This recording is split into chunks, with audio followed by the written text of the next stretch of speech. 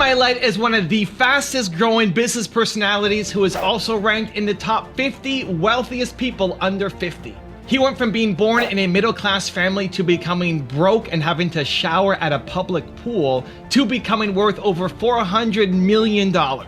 And today we're gonna learn his best advice on how to outwork everyone.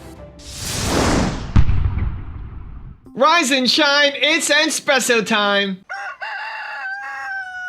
I wake up every morning. Espresso keep me going. I wake up every morning. Hey, it's Evan Carmichael, and every morning I give you a shot of Entspresso to help you believe in yourself more and start your day with confidence. So good morning, I believe in you, and let's do this. Over to you, Ed Mylett. I'm addicted to one more. And so I want your mantra going forward to be one more. What does that look like if we're working out? That means when we're in the gym and we say, I'm gonna do 5 sets of 10, I'm crazy. Like I'm a psycho because I wanna win. I wanna be somebody. I wanna separate. I wanna compete. And the way I do that isn't with my giftedness, because I wasn't born with a bunch of gifts. And I think gifts are crap. I think for the most part, gifted people struggle in life because things come easy to them. I like that things haven't come easy for me in my life. I like that I don't have natural talents in every area. And maybe you like that about you too. Maybe you've looked at yourself all your life and thought, man, I don't have that natural beauty or that natural talent or this gift for creativity or intellect or humor. I don't have any of those things. But what I got is I will outwork you. And so at the gym, one of the things I focus on, they say it's 5 sets of 10. When I'm at 10, I go one more, bam, 11. If I'm running on the treadmill and it's a 45-minute run, I never finish at 45. I always go one more minute, 46. If I'm at the office and I'm supposed to make 25 phone calls that day, when I'm at the end of the day, I always do one more. If I've got meetings, I always do one more. My mantra for 3 decades in business has been one more. The first thing I ever had framed for my office was a quote by President Calvin Coolidge. He said, "Nothing in the world can take the place of persistence. Talent will not. Nothing is more common than unsuccessful men with talent. Genius will not. Unrewarded genius is almost a proverb. Education will not. The world is full of educated derelicts. Persistence and determination alone are omnipotent. The slogan, 'Press on,' has solved and always will solve the problems of the human race." For every reason, aka excuse, that you have for why you can't win, there is somebody out there who should not be winning, but is because they pressed on and just did one more. So think of Alex on my team from Toronto Dance Salsa as an example. And about a month ago, I told him that I think he has a learning disability. I've been working with him for a number of years now and growing the business, and he just doesn't seem to pick up things as fast as other people. And I told him, you have a learning disability. And he dove into it, and it wasn't meant to be an insult or something negative, but it's awareness of where you're at and what you need to deal with so that you can actually make a better plan going forward. I want to see you win. And he discovered that he's got a combination of ADHD and executive functioning, and he's still trying to figure out more to why he's not winning. And I said, this is actually great news. It's great news because it means you have to work harder, because you have to do one more. It doesn't matter if somebody else can pick it up faster if you're the one who shows up every day and has the persistence to keep going.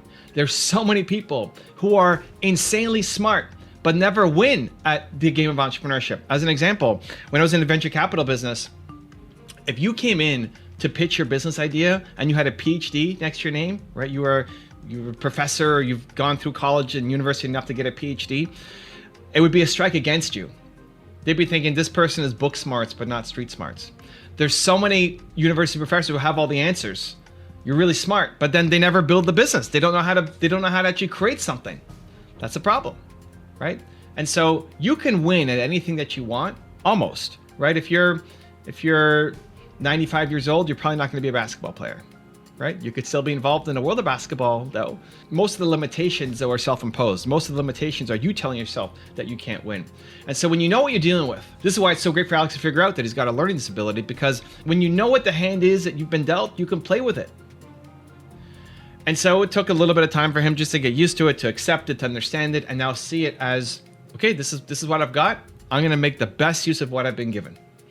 And so to help him out of the low point of feeling like I'm not good enough, I'm learning things slower than other people, I'm not as far ahead as I want to be, I gave him a 3-step process that is helping him that I think will help you as well.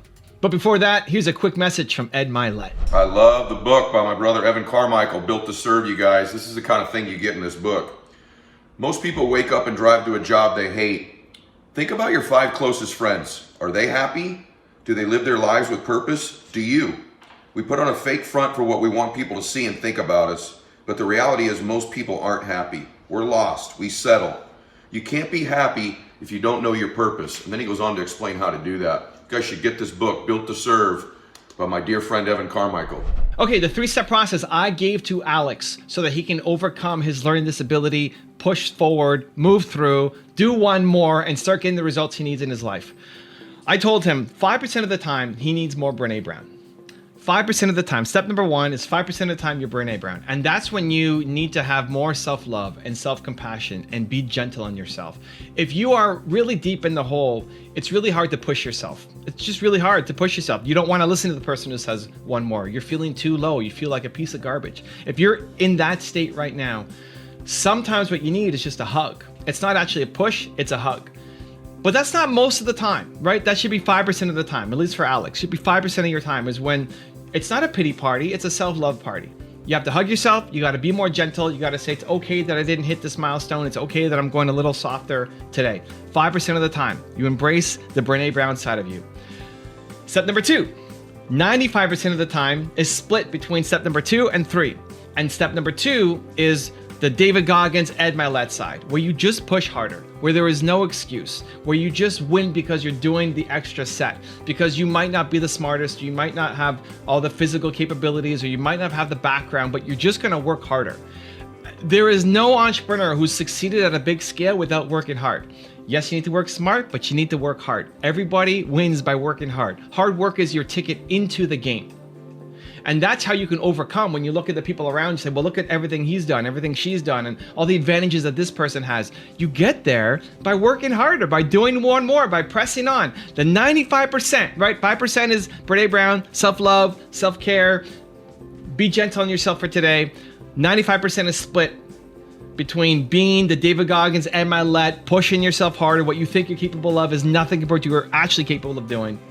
And then number 3, how you also split the 95% is then the working smarter, which I say you got to be like Tim Ferriss, where you're hacking things, where you're trying to make things better. So you're working harder, yes, and you're working smarter. You're trying to find the hacks, you're trying to find how you can get better at it. So what I told Alex to do was, a lot of people with learning disabilities are actually fantastic at learning through one way. I look at myself, maybe I have a learning disability. I can't learn through auditory. It takes me so much focus, so much attention. I feel like an idiot trying to learn through auditory. If you give me an audiobook or an interview and the only way I could listen to it is through voice, I have to be like this to just really focus on it. I'm almost even trying to visualize what the person is saying because I'm a visual learner. So I learn really slowly through audio. I don't listen to any podcasts, 0. I subscribe to none of them. It's a great way to learn if you're auditory. I learn through visual faster than most people. And so part of the hack is then saying, okay, if you're really slow, we know what you're not good at, right? So 5% of the time you're gonna be gentle on yourself. And then the 95% of the time is gonna be split between just working harder. You know you're gonna have to work harder than everybody else, but then how can you work smarter, but not just smarter than everybody else, smarter for you? How can you work smarter for you? Understanding how you learn best, what makes you come alive, what gets you motivated and fired up. I love watching videos. I watch my own videos as part of my morning routine. Right? The Entspresso, the top 10s, the Believe Lives, I watch them as part of my morning routine because it gets me fired up. And hopefully it does for you, but if not, that's awesome. Go find the thing that gets you all excited and ready to go. How do you learn? And putting that into your routine. So yes, you're working smarter, but you're working smarter tied into a program. You're designing your life, right? You can't just take somebody else's program and automatically apply it to yours. It's not gonna quite fit. So it's figuring out what is that system's gonna work for you. So that's the 95% of the time is split between being the David Goggins, Ed Mylett, let's just get it done, work harder, and the Tim Ferriss, I'm gonna hack my way to making things smarter, not just for my business, but for me, for my life.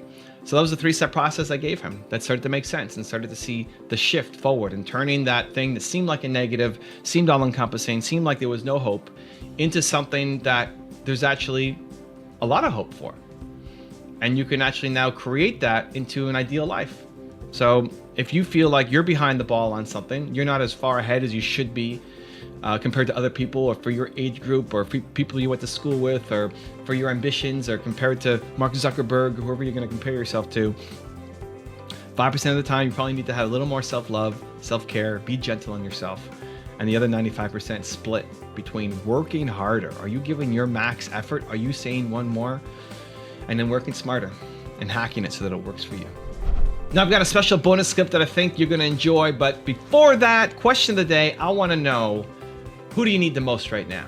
Do you need the Brene Brown hug? Do you need the Ed Mylett one more? Do you need the Tim Ferriss work smarter? Let me know, put it down in the comments below. And if you're still here watching the video, I wanna celebrate you. We don't just watch videos here, we do something about it. So give me a hashtag believe down in the comments as well. When you're going into the league, you're going with a lot of guys that were, same age, same class as you were going in. Yeah.